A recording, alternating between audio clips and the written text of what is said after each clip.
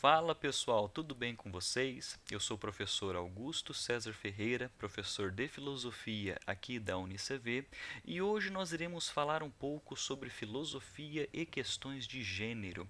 Lembrando, que os temas trabalhados eles estabelecem uma relação bastante interessante e bastante forte, com outras áreas do saber. Então nós estabelecemos um elo interdisciplinar com áreas, das ciências sociais, pensando na antropologia, na ciência política, na sociologia, pensando em áreas e abordagens da psicologia, pensando em áreas da história e historiografias, com a pedagogia, com a filosofia da educação, com diálogos relacionados à formação sociocultural e ética, com áreas com, por exemplo, diversidade social.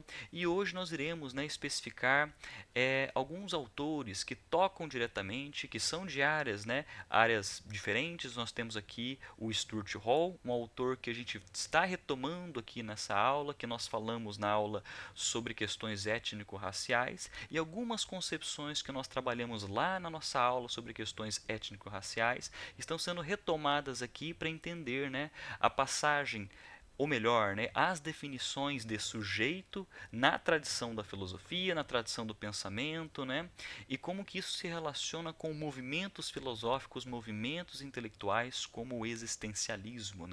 E a principal autora desse movimento que iremos discutir hoje é Simone de Beauvoir, a partir da sua obra, a partir das primeiras discussões da sua principal obra, que é O Segundo Sexo.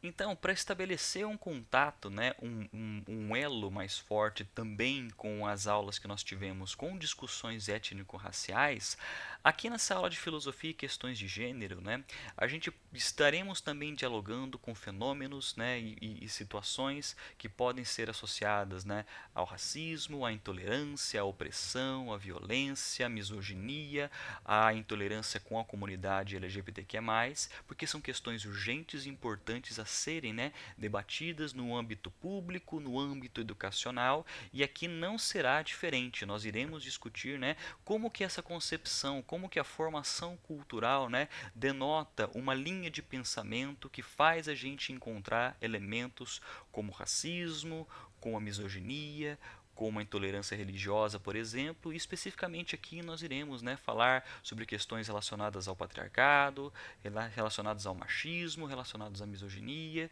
que têm relações, com discussões filosóficas dentro da filosofia social, que tem ali uma discussão bastante interessante já proposta no existencialismo de Simone de Beauvoir. Pois bem, para a gente entender melhor, então, como que se dá essa discussão, nós precisamos levantar alguns pressupostos, levantar os principais, ou melhor, os primeiros cenários de discussão. E o primeiro cenário de discussão é, se estamos falando sobre essas questões e esses fenômenos, ligados a questões de gênero, questões étnico-raciais dentro da filosofia e fora da filosofia, nós deveremos nos perguntar, quais são as nossas primeiras definições, porque de todo modo, no âmbito filosófico, no âmbito da discussão e do questionamento filosófico, nós devemos começar focando nossa atenção, direcionando nossa atenção aos conceitos utilizados. E todo conceito, isso é um ponto muito, muito importante, todo conceito tem a sua história, todo conceito tem o seu contexto e carrega o seu ideal. Eu vou repetir. Todo conceito tem a sua história, tem o seu contexto e carrega o seu ideal. Isso vai ser, como nós falamos lá na aulinha sobre questões étnico-raciais, toda vez que nós percebemos na leitura de textos filosóficos das áreas das humanidades, a partir do momento que nós encontramos definições, conceitos, elas sempre vão apresentar a pretensão de se mostrarem universais. Elas sempre irão apresentar essa pretensão, esse objetivo, essa intenção de mostrar sua universalidade, mostrar que elas têm o potencial, esses conceitos, essas definições, têm o potencial de definir universalmente, ou seja, em todos os contextos, em todos os indivíduos, em todos os grupos sociais, mas dentro de uma discussão, dentro das filosofias sociais, dentro do âmbito, né, das ciências sociais, da ciência política, dentro das áreas das humanidades de uma forma geral, nós podemos perceber que essa questão de universalidade, e se a gente carrega com esse termo universalidade, nós já estamos carregando com a noção que, se é universal, ela é aplicada em todos os contextos, logo ela é incorrigível. E a gente nota todas as vezes que estamos discutindo sobre isso, o quão equivocado isso está, e quão, por exemplo, isso é questionável, isso está dentro de um debate, né? E as teses principais, antecipando algumas teses principais, né, todos os conceitos que se mantêm como parâmetros universais, esses conceitos, de algum modo, em alguns períodos da história, eles serão questionados, eles serão botados à prova, né? E isso não se faz diferente nas definições de sujeito que foram determinadas pela filosofia ocidental. E ocidental aqui, novamente, devemos enfatizar essa presença do termo ocidental. Por quê? Porque a cultura ocidental ela é colonizadora, ela está dentro do processo de colonização e ela se mostra como o pensamento hegemônico dentro da formação do processo civilizatório, e ali reside também questões relacionadas a questões de gênero, questões relacionadas à violência, à opressão, a apagamento cultural, e isso não se faz diferente aqui com as discussões que fundamentaram, né, as leituras feministas, né, as primeiras leituras de Beauvoir que fundamentaram os movimentos feministas nos anos seguintes.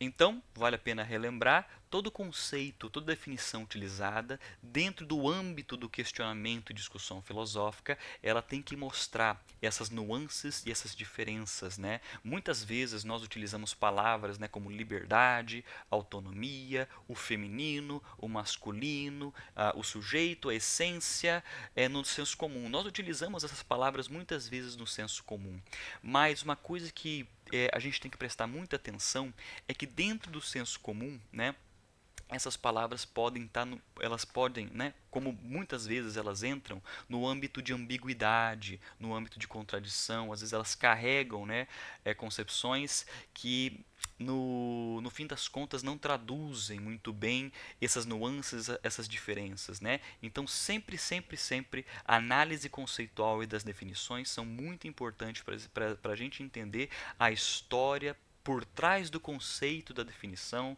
de homem, de mulher, de feminino, de masculino, de essência, de identidade pessoal, de liberdade, de autonomia. Nós sempre devemos estar atentos às nuances, né, lógicas, linguísticas, históricas por trás desses conceitos. E isso não se faz diferente, né, com relação, dentro da filosofia, à compreensão que nós fazemos de movimentos da filosofia, né, como a gente pode perceber o estruturalismo, a fenomenologia, o marxismo, o pós-estruturalismo, e isso não se mostra diferente dentro daqui do existencialismo.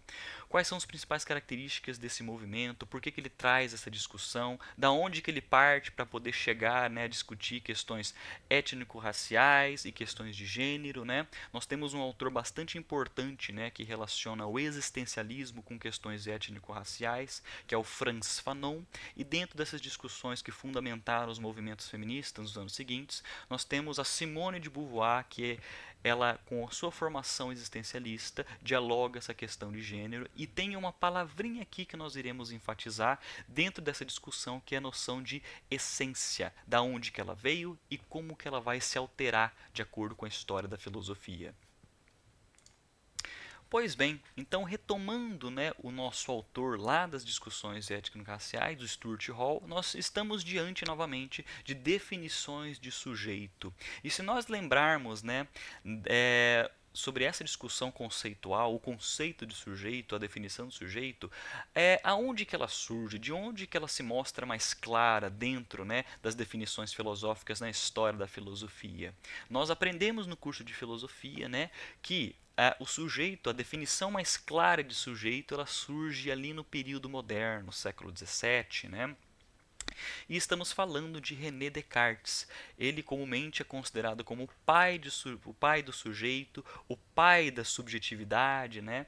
Que a gente associa na frase famosa dele, né? Cogito ergo sum, né? Penso logo existo ou penso logo sou. Para nós termos, né, essa conclusão final, essa frase famosa do Descartes, nós precisamos entender o caminho que ele fez até chegar a essa conclusão. E para ele chegar a essa conclusão, devemos considerar que a base fundamental, né, de toda a sua argumentação é o sujeito, é esse eu, é esse cogito que funda todo o processo de conhecimento segundo Descartes. Para Descartes, o sujeito ele é fundamental, a noção de eu é fundamental e ele baseia toda a filosofia dele no sujeito, porque ele consegue ali no sujeito. E em que especificamente no sujeito? No uso da razão desse sujeito, na racionalidade desse sujeito, na mente, na alma, na essência desse sujeito, ele vai fundamentar e determinar o caminho do conhecimento dentro da proposta filosófica cartesiana. E aqui não se faz diferente, nós devemos reconhecer os primeiros passos dessas discussões, né? Principalmente, a gente deve reconhecer esses primeiros passos das discussões de questões de gênero, questões étnico-raciais, questões culturais de uma forma geral. Ela nasce ali, nós percebemos esse nascimento aqui e nós percebemos a problematização, né, e o debate que é feito frente à tradição que nós ainda carregamos, a essas velhas definições, ou melhor, essas definições que nós ainda carregamos e que fazem parte do debate hoje, né? Então vale muito a pena olhar, né, com esses olhares culturais, históricos, né, da diversidade social, essas grandes definições, né, na história da filosofia e como isso foi mudando de acordo com o tempo, como que isso foi se mostrando uma coisa bastante mutável dentro do debate, né? E nós temos aqui novamente o sujeito do iluminismo, lembrando que dentro do falar em iluminismo é falar sobre o projeto da modernidade. Toda vez que vocês lerem nessa palavra iluminismo, é um movimento intelectual fortíssimo no período da modernidade que sintetiza, né, o projeto da modernidade. E como que a gente pode sintetizar o projeto da modernidade?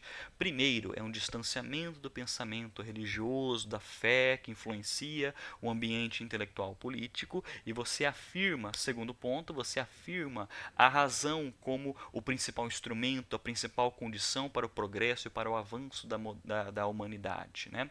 Essa razão com R maiúsculo, né? E para você fundamentar essa razão com R maiúsculo, a gente precisa retomar essa concepção cartesiana, essa razão com R maiúsculo que está no sujeito, né? E esse sujeito possui uma essência. Logo a gente entende por que Descartes funda, né? Precisa, né, do sujeito como base fundamental desse eu, a base fundamental desse sujeito que carrega essa razão com R maiúsculo, né? E a partir dessa fundamentação surge então o projeto da modernidade, de um novo modelo de sociedade fundada na razão com R maiúsculo, digamos assim, né? E como que a gente entende esse sujeito do iluminismo, né? Se estamos discutindo questões, se estamos dentro de debates e discursos culturais, de que forma a gente precisa entender, né? De que forma a gente precisa compreender, quais são as perguntas que precisamos, né, levantar com esses olhares culturais, olhando agora para a tradição da filosofia, né? São definições e conceitos. E quais são as perguntas que devemos fazer? Quem define? Como define? Quando é definido e quantas vezes isso é definido. Quando estamos fazendo essa pergunta, estamos fazendo perguntas ligadas ao caminho de discussões do pensamento decolonial, pensamento histórico, pensamento cultural, como isso se dá na cultura, como isso se dá na história, nos distanciando dessa concepção que quer se mostrar universal, eterna, incorrigível, imutável, né? Então aqui, nesse sentido, a gente deve se perguntar, né? Quem definiu o que é o sujeito? Como definiu o sujeito? Quando e quantas vezes isso é definido? E a gente vai chegar na conclusão que o sujeito definido, por exemplo, no projeto da modernidade, no período do iluminismo, ele é um sujeito centrado, unificado, masculino, com capacidades de razão e ação determinados em sua essência. Em outras palavras, o sujeito ele nasce com uma essência, essa essência ela é eterna e imutável, ele determina o que o sujeito é até o fim da sua vida. E quais são as partes fundamentais dessa essência? É algo centrado, unificado, dotado de capacidade de razão e ação. Então, o sujeito que possui essa essência, ele é dotado de razão e de ação, certo? E isso fundamentou o projeto da modernidade. Fundou um projeto pautado nesse eu, nesse sujeito fundamental, certo? Perguntas que o debate exige. Quem definiu isso? O pensamento ocidental. Quando definiu isso? Podemos perceber a herança desde a antiguidade que se solidifica aqui no período moderno. Como que isso é definido? Como que isso é definido? De maneira bastante unilateral. Por isso que eu demarco aqui a palavra masculino, né? Eu sublinhei a palavra masculino, porque a maneira que você fala sobre essas coisas, mesmo que não esteja dito, o não dito demonstra pra gente quem define, como define, e esse como é definido de forma masculina, né? E a gente vai debater essa questão masculina quando entrar, por exemplo, os debates e as críticas da Simone de Beauvoir, né? E quantas vezes isso é definido? Ora, se nós somos formados pela cultura e pensamento ocidental, estamos repetindo e preservando essas definições até hoje. É claro que estamos debatendo, discutindo sobre essas coisas, mas a cultura faz com que nós preservemos, né? Esses debates faz com que a gente preserve esse debate, essas definições, esses conceitos até hoje. Nós meio que naturalizamos essas coisas nos nossos hábitos, na nossa linguagem, e por que devemos olhar com um olhar crítico, né, do debate, e a gente reconfigurar, remodelar, ressignificar essas coisas. Então, aqui nós temos um sujeito que já nasce com uma essência, certo? A essência que vem antes da existência dele. Nós já nascemos com uma essência pré-determinada e ela vai determinar nosso caminho e vai dizer se a gente tem ou não capacidade de ação e de razão, certo? Mas quem define essas coisas? Quais são as pessoas que estão escrevendo sobre essas coisas? Geralmente são homens brancos, são homens de formação judaico-cristã, são homens aristocráticos, são homens com uma boa instrução, que não são tão velhos e não tão jovens, né? Então quem define e quem fala sobre essas coisas pertence a um ambiente e a um contexto bem específico, e por isso que a gente vai debater de acordo com essas discussões, principalmente no âmbito, né, do século XX, com as propostas existencialistas da Simone de Beauvoir. Então, se nós estamos aqui no sujeito do iluminismo lá no século XVII, século XVIII, a gente faz um salto lá para a segunda metade do século XX e surge a concepção pós-moderna, né? E já que o próprio nome está dizendo, o pós-modernismo, ele é uma resposta, ele é uma crítica, ele é participa do debate frente a esse projeto da modernidade, né? O nome já está dizendo, pós-moderno. É uma tentativa de superar esse projeto da modernidade. Por quê? Esse projeto da modernidade, esse projeto de estabelecer esses padrões universais basilares, ele é questionável, ele apresenta limites, ele apresenta efeitos sociais culturais que estão encontrados nos âmbitos do racismo, da misoginia, do antropocentrismo, do eurocentrismo, do ocidentalismo, que apaga e negligencia outras perspectivas, né? Então, nós percebemos aqui com o sujeito do iluminismo e o sujeito pós-moderno um contraste muito forte, um contraste muito, né, gritante, né? Se de um lado nós temos uma definição de sujeito que aponta que nós temos uma essência imutável, eterna, né, que vai seguir, que vai determinar nosso caminho, por outro lado, a definição do sujeito no pós-modernismo é apontar para essa definição de sujeito como uma identidade que é historicamente construída, sujeita a transformações. Logo, se ela é historicamente construída e sujeita a transformações, ela não é universal, ela não é eterna, ela não pode se aplicar em todos os contextos. Por que ela não pode se aplicar, professor? Porque ela vem de um lugar bem específico. E que lugar bem específico é esse? Um lugar masculino, branco, judaico-cristão, ocidentalizado, eles estão falando sobre essas coisas, eles falam sobre essas coisas do lugar deles, né? E isso vai, digamos assim, mesmo que tenha a pretensão de se mostrar universal, ela denota o paradoxo, a contradição que é, porque não vem de um lugar universal, vem de um lugar particular, e esse lugar particular é do homem branco, é do homem heteronormativo, e a gente costuma, né, pensar sobre essas coisas, né? Pensar, olhar agora para esses conceitos com um olhar histórico, com um olhar cultural, certo?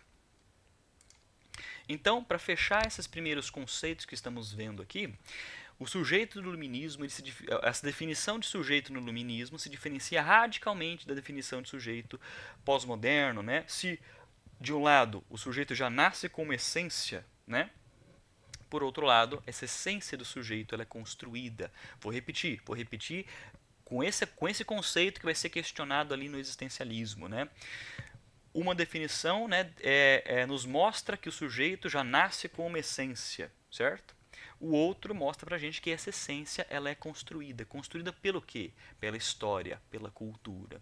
E aí a gente nota como que essa definição pós-moderna, colocando no âmbito da história, colocando no âmbito da cultura, se torna, né, debatível, se torna perceptível no âmbito da mutabilidade, da transformação. E o âmbito da mutabilidade, da transformação é fundamentalmente importante para você enxergar, para você se distanciar de um ambiente hierárquico que violenta e que oprime, porque essa fundamentação hierárquica ela pode categorizar, ela pode inferiorizar indivíduos e culturas e afirmar indivíduos e culturas. Então nós estamos percebendo aqui relações de dominador e de dominado muitas vezes, e que isso está dentro do processo de colonização que se deu com a hegemonia do pensamento ocidental no mundo. Pois bem, então agora nós iremos entrar depois dessas definições muito claras, esses contrastes muito claros das definições, a gente precisa entender um pouquinho como que se deu o movimento existencialista, compreendendo o movimento existencialista na filosofia e na história dos movimentos culturais, né, da Europa de uma forma geral, que vai, digamos assim, mostrar para a gente o debate em relação ao próprio pensamento ocidental, ao próprio pensamento europeu, digamos assim, ela mostra, né, um período de fortes transformações, né?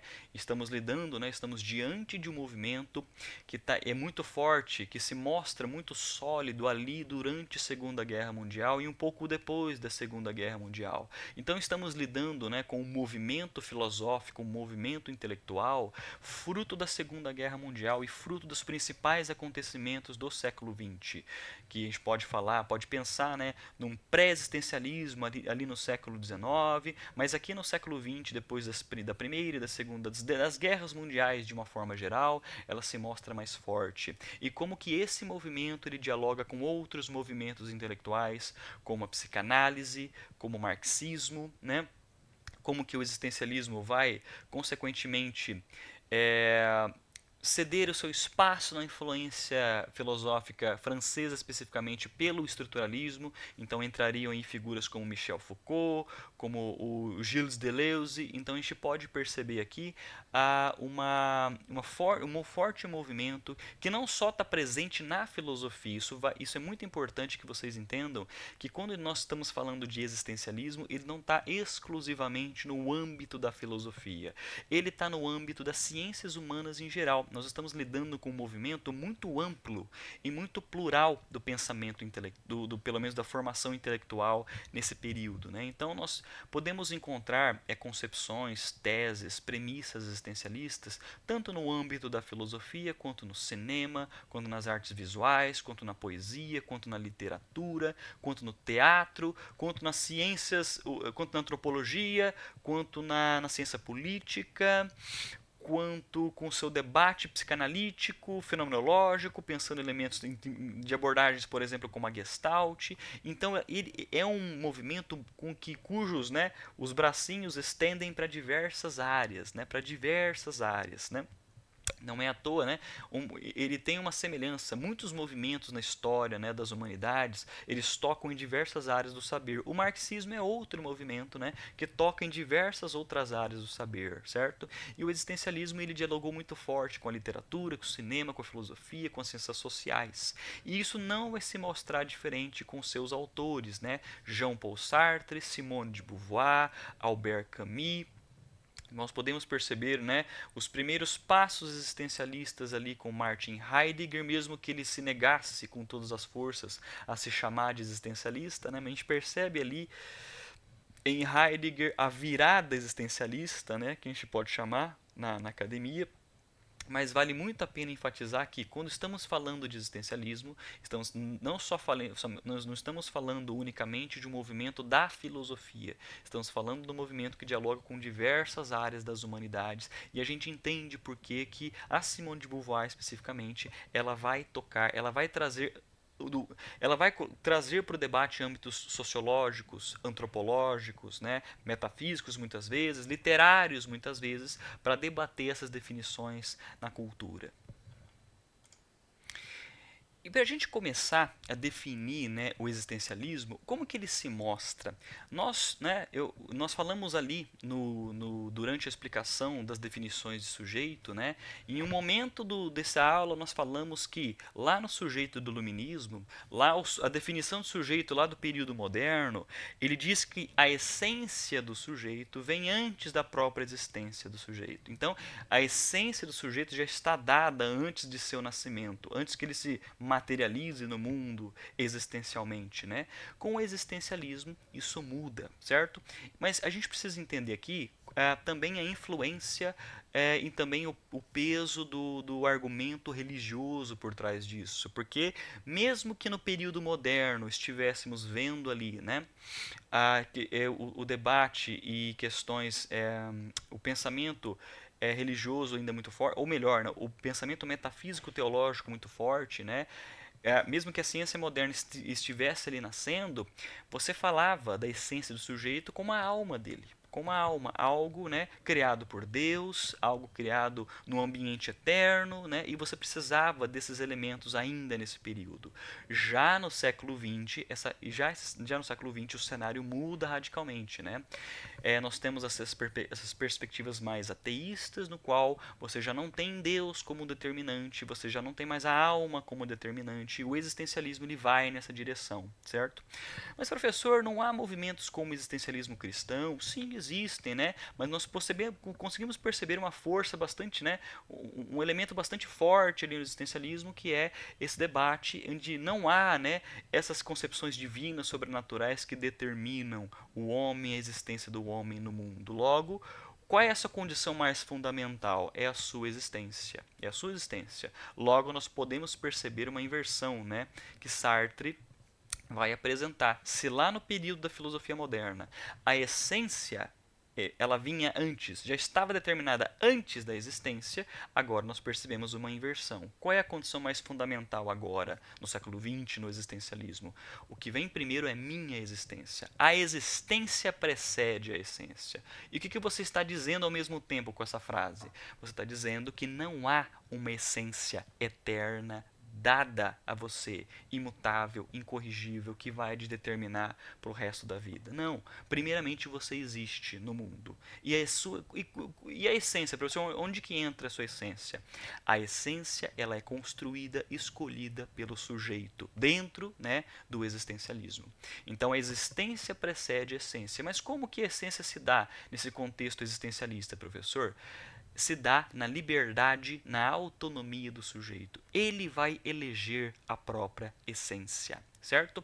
Então nós percebemos aqui os principais teses do existencialismo no século XX, que no existencialismo ele questiona a noção de essência presente na tradição filosófica. E de qual tradição filosófica estamos falando? Estamos falando do projeto da modernidade, que nasceu ali em Descartes, que vem, né, carregando antes mesmo de Descartes, mas que se solidificou ali em Descartes, né? A essência fundamental do sujeito, essa essência que é dada, que é imutável, que não está sujeita a transformações, né? Aqui no existencialismo, que está, né, digamos assim, que está de mãos dadas com essa definição, com essa segunda definição que nós vimos, né, sujeita a transformações, aqui nós temos uma tese bastante forte, que é a tese do Sartre, onde o que vem primeiro? A minha existência no mundo, certo? Sem que haja uma essência que eu tenha que seja universal, que seja imutável, né? O que vem primeiro é a minha existência, e a essência é algo que vem com a minha liberdade, que vem com a minha autonomia. Estamos falando aqui uma escolha do sujeito, uma autonomia do sujeito, algo que não é dado para ele de algo superior. É algo que ele, na sua autonomia, na sua ação que se projeta para o futuro, é algo escolhido, que vai ser, né, que é algo que ele abraça para si nesse sentido. Para trazer outro autor para discutir essa concepção de essência, né, vamos trazer Albert Camus. É muito comum no existencialismo perceber, apontar para essa tese de que o mundo, a realidade, não tem o sentido em si mesmo. Né? Nós construímos o sentido para o mundo. E o Albert Camus, um outro existencialista, né, ele fala, não, a vida, o mundo, ele é absurdo, mas nós construímos o sentido. Ele não fala que, ao perceber o absurdo do mundo, nós não devemos se sentir massacrados por isso. Né? Nós devemos nos sentir afirmados em relação a isso, porque percebemos a chance de construir e determinar o nosso próprio sentido. Né? E isso está também ligado às primeiras ou melhor, né, às principais teses existencialistas. Então, para fechar, né, nós temos aqui o existencialismo, ele questiona, esse movimento existencialismo, ele questiona, do século XX, ele questiona a noção de essência presente na tradição filosófica, e podemos perceber com essa afirmação de Sartre, né, o principal, se não for o principal autor, ou o autor mais conhecido da tradição, né, do existencialismo, a existência precede a essência. Pois bem, agora a gente vai, né, mergulhar nessa concepção. Como pensar então, professor, as questões de gênero, questões ligadas, por exemplo, a essas discussões que fizemos no início do vídeo, né, sobre questões de misoginia, machismo, né, como que isso se dá no fim das contas, né? E uma autora importantíssima nesse sentido é a Simone de Beauvoir, que influenciou e continua influenciando o pensamento feminista, certo? Ela influencia, né, ela é interlocutora, intelectual, não no mesmo contexto, obviamente, mas ela é uma interlocutora intelectual, acadêmica de autoras e filósofas brasileiras como a Djamila Ribeiro, filósofas e sociólogas americanas como a Patricia Hill Collins, como a Judith Butler, que é outra filósofa muito importante do contexto do feminismo, né? E a gente pode perceber que aqui nasce, né, a união entre essas perspectivas existencialistas com questões de gênero, pensando como pensar a mulher, claro, como pensar mulher nesse sentido. E temos uma frase aqui que será nosso guia para esse momento, né, que a Simone de Beauvoir ela traz que ninguém nasce mulher, torna-se mulher, certo? E nessa tese a gente pode perceber, a gente pode notar, certo? Novamente, uma crítica em relação a essa essência que é dada ao sujeito, a esse essencialismo, né, que parece que descreve o sujeito.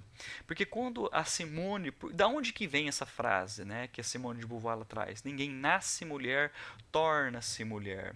Ela faz, assim como outros existencialistas, questiona essa essência imutável, universal do sujeito. Você nasceu assim, com tais e tais características, e tais características são necessárias a você. Então a gente questiona isso, critica isso, quando a gente olha novamente para aquela definição, né, daquela definição do sujeito que mostra que isso é uma construção histórica, cultural. Se é uma descrição histórica, cultural, não é universal e imutável. E a Simone de Beauvoir, ela caminha para isso, que ninguém nasce com uma essência dada, ninguém nasce com uma essência determinada, que carrega para o resto da vida, que pode te determinar e te definir, te categorizar precisamente e claramente até o fim da sua vida. Não é uma essência que é dada a você. Ninguém nasce com uma essência pura e imutável. A essência é algo que você elege, é algo que torna-se algo que é abraçado pelo sujeito em sua autonomia, que vai ser perseguido na sua autonomia, que vai ser, né, capturado pela sua própria autonomia, pela sua própria liberdade. E isso é bastante importante aqui na discussão sobre a concepção do que é o feminino, do que é a mulher, dentro das obras de Simone de Beauvoir. E para isso nós precisamos ler esse trechinho, né, trabalhado pelo Reynolds, né, do livro O Existencialismo, pela coleção Vozes. Né. Ele traz a seguinte explicação sobre essas principais definições, essas principais discussões que estamos fazendo em Simone de Beauvoir e como que isso vai influenciar os movimentos feministas depois. Né. O autor diz: o primeiro ponto principal de O Segundo Sexo, né, que é a obra da Simone de Beauvoir, a principal obra da Simone de Beauvoir, é a noção da mulher como o outro, né? Ou como o título do seu livro, né? Como o título de seu livro sugere, como o segundo. Então, a mulher, né, ela, na história da tradição, na tradição filosófica, na tradição do pensamento, né, ela sempre foi considerada como o outro, o segundo. Se estamos falando de um outro, um segundo, existe um parâmetro, existe o principal, né, existe o primeiro. Se existe o outro, existe o principal. Se existe o segundo, existe o primeiro. E quem é o principal e quem é o primeiro? É o homem, é o masculino, que já estava sendo preservado ali na concepção moderna de sujeito. Lembra-se da explicação? Então aqui nós já podemos perceber isso.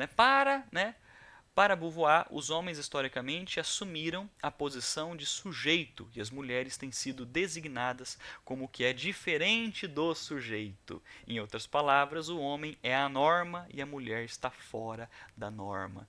O que ele está dizendo aqui é que dentro do pensamento de Beauvoir, né, a mulher ela sempre foi definida de forma negativa. Só que negativa nesse momento, não no sentido de ser pejorativo, não no sentido de ser, claro, vai trazer o âmbito, né, de você reduzir, reducionista, mas negativo você sempre explica o que a mulher não é. Né?